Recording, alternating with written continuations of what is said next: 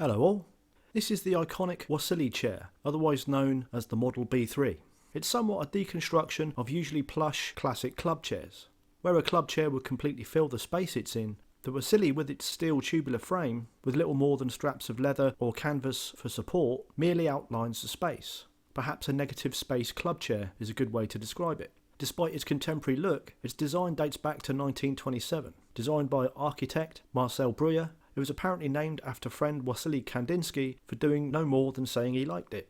Both were apprenticed and studying at the Bauhaus at the time. It's hard to overstate the influence Breuer's modernist furniture design and architecture had, really. So as the thumbnail and video title have given away, this is an experiment replicating the bent tubular steel form in wood. As it's a prototype, I'm using salvage from an old solid oak door I got as a freebie. This kind of limited my dimension options a little to 30 by 35mm pieces, giving me just enough, I thought, to complete the chair. I'll leave the narration there for now and just jump in from time to time where I feel something needs saying.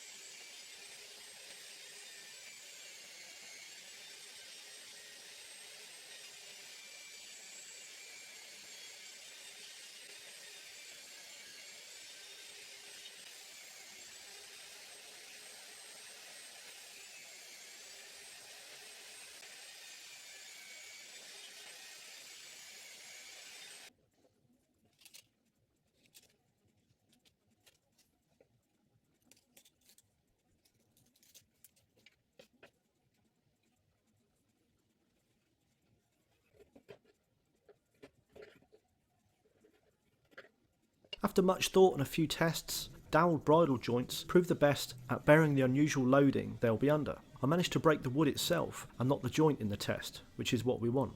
You'll notice I'm being really liberal with the glue too as the video goes on.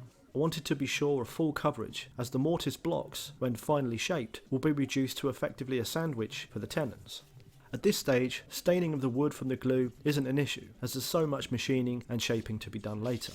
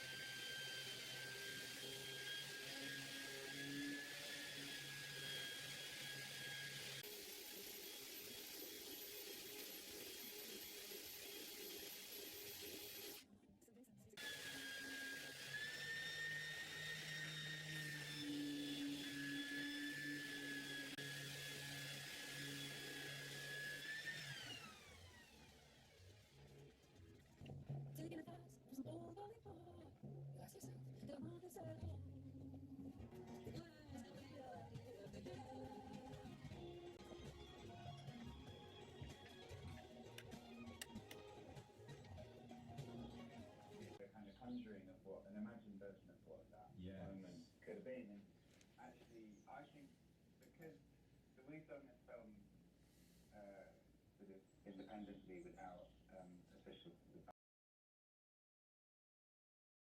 So with the main, seatbed and backrest frames roughed out and clamped together, it became obvious that unlike the steel original, the wooden frame was going to need a stretcher across the bottom between the two sides. Flex is normal in the steel chair, as it will be in this wooden one, but wood is a little less forgiving than steel tubing. A simple stretcher will help avoid crisis. In this case, not having enough of the oak left of suitable length, I settled for a piece of mahogany, again reclaimed, this time surplus from a high-end bar build. Gets dovetailed into the base of the main frame.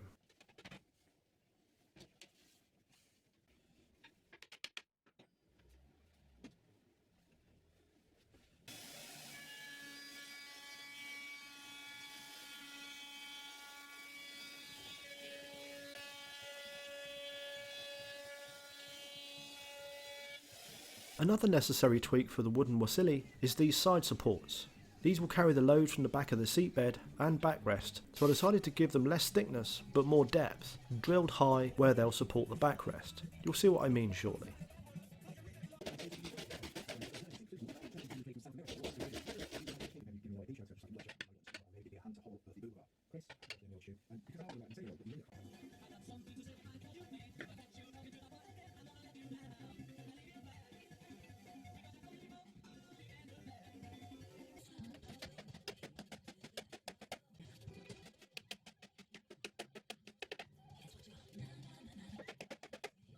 As if making 42 individual pieces, all with some sort of mortise or tenon both ends wasn't enough work, the majority of the sanding has to be done by hand to prepare all the nooks and curves for finish.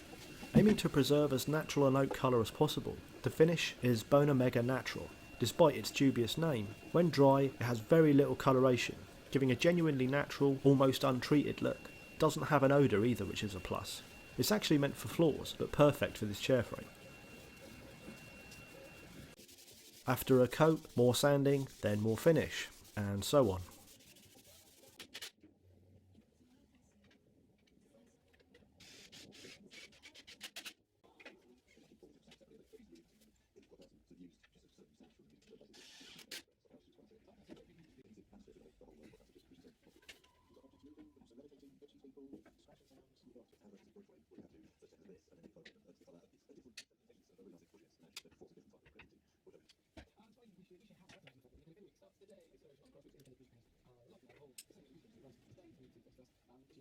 For the supports, I went with natural cotton twine.